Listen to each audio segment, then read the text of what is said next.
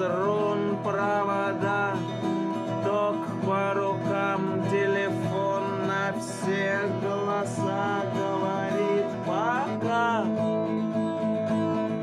пора.